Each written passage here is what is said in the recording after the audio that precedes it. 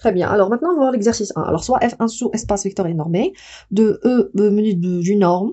Alors, je vais prendre un sous-espace de E. Alors, un sous-espace vectoriel de E, c'est très, très, très important. Pourquoi? Parce que vérifie une propriété hyper importante qui dit que alors l'adhérence de F bar est un sous-espace vectoriel de E, on va montrer ça.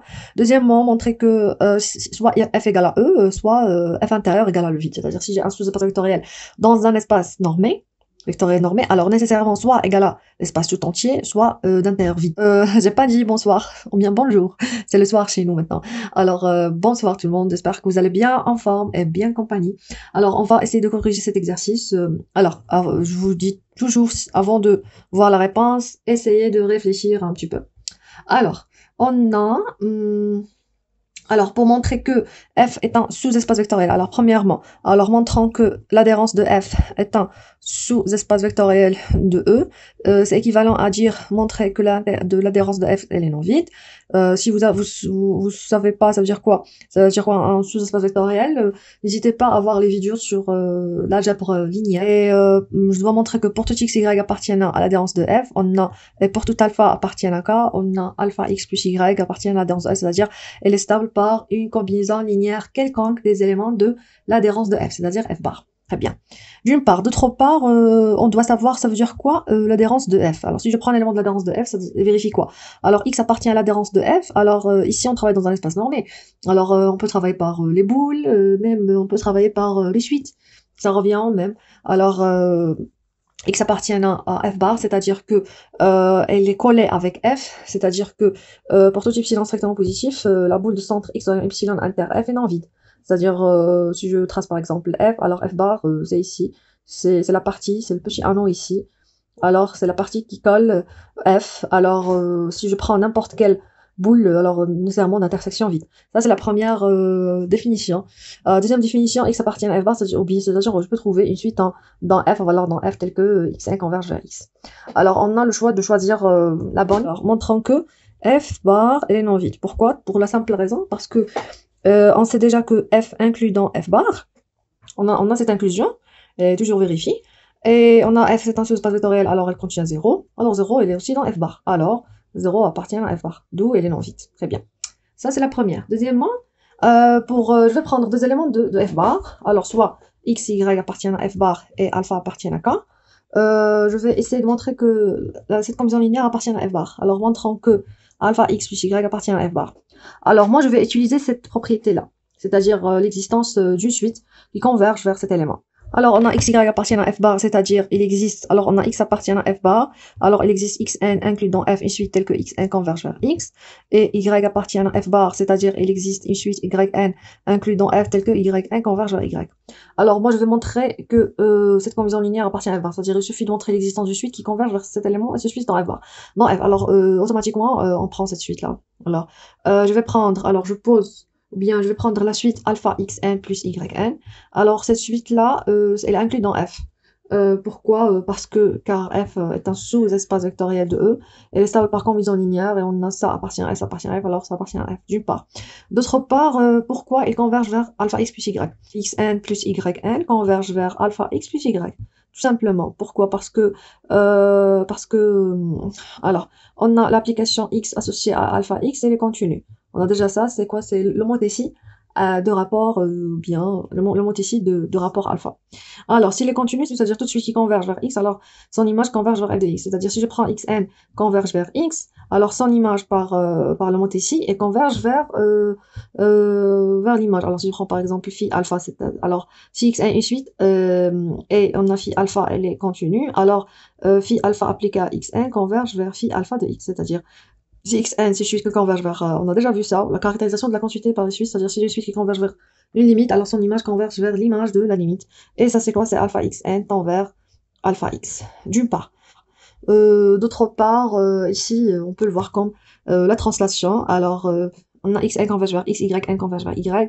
Alors, leur somme, xn plus yn converge vers x plus y, parce que je vais prendre la somme qu'on a déjà. Alors, on peut conclure que l'adhérence de f, c'est un sous-espace vectoriel. Alors, deuxième question, montrer que, alors, si je prends f un sous-espace vectoriel, alors montrer que f est égal à e, tout entier, ou bien d'intérieur est égal à le vide. Alors, je vais supposer l'un des deux, c'est pas vrai, et je vais montrer l'autre. Alors, supposons que l'intérieur de vide est différent de vide. Et montrons que on a ici f égale à e. On sait déjà que f est un sous-space vectoriel. Alors, on a e inclus dans f, c'est évident. Alors, pour montrer l'égalité, il suffit de montrer que e inclus dans f. Alors, montrons que e inclus dans f. Très bien. Alors, on a f intérieur est différent de vide. C'est-à-dire quoi? C'est-à-dire, alors je vais prendre un élément qui appartient à f intérieur. Alors, attends. Alors, premièrement, on va se rappeler, ça veut dire quoi à l'intérieur de f.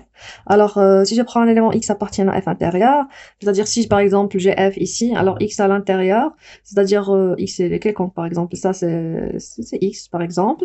Alors, je peux trouver une petite boule de centre x et de rayon A qui est inclus dans f.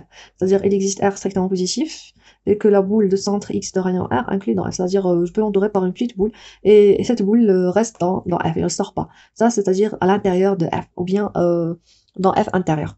Alors, qu'est-ce que je vais prendre? Alors, je vais prendre soit x appartient à f intérieur, quelconque.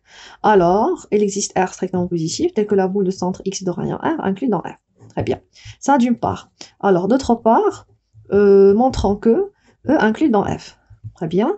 Alors, je vais prendre un élément de E, quelconque. Alors, soit A appartient à E. Alors, A appartient à E. Alors, si A égale à 0, alors nécessairement A appartient à F, parce que c'est évident, puisque on a F est un sous-space vectoriel contient 0. Si je prends A différent de 0, je vais montrer que A appartient à F.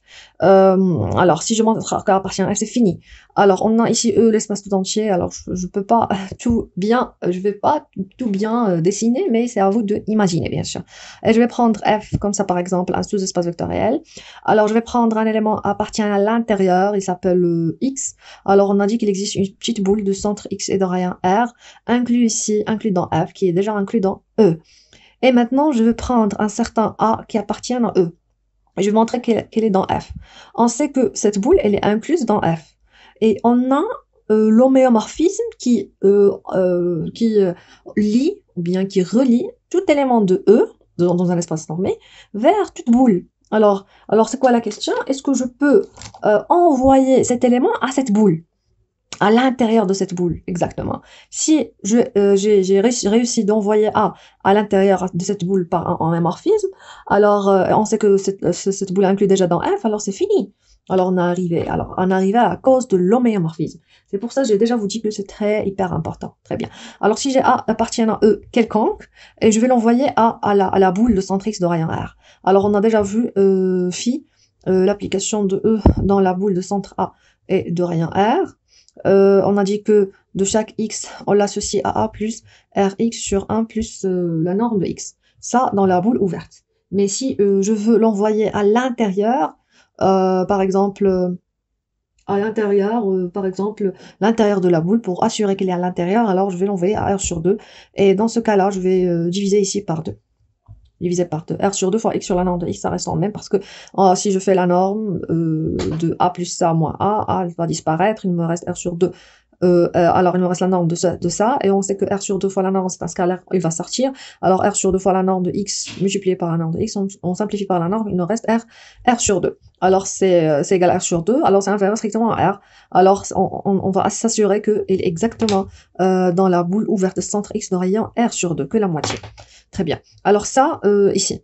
Nous, c'est quoi le problème? C'est que ici, on a pris c'est A, c'est pas X. Et ici, c'est X. Alors, c'est une faute. C'est pas une faute, mais c'est une ambiguïté des symboles. Alors, tout simplement, ici, on va faire ce qu'on a. Alors, on a la boule X dans rayon R. Alors, ici, c'est X. Et si je prends A.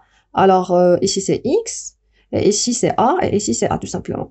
Alors, et je prends un différent de vide. Alors, je vais prendre Y. C'est celui-là. Alors, c'est X plus R, A, R sur 2 fois la norme de A.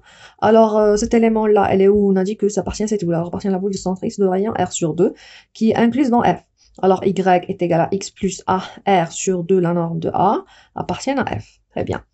Qu'est-ce qu'on a? Alors, on a ça appartient à F. Bien. Le X, il est où? X appartient à l'intérieur de F, alors nécessairement appartient à F. Très bien. Et on sait que Y appartient à F et X appartient à F. F est un sous-space vectoriel, alors on a Y moins X. Et il aussi appartient à F parce que F est un par combinaison linéaire. C'est-à-dire AR sur 2, la norme de A, aussi appartient à F. Ici, on a multiplié A par tout ça. Et c'est quoi ça? Ce sont des scalaires. Alors nécessairement A appartient à F. Ou bien, si vous ne voyez pas comme ça, alors je vais prendre x moins y, et pour qu'il me reste que a, je vais multiplier par 2 fois la norme de a, je vais diviser par a.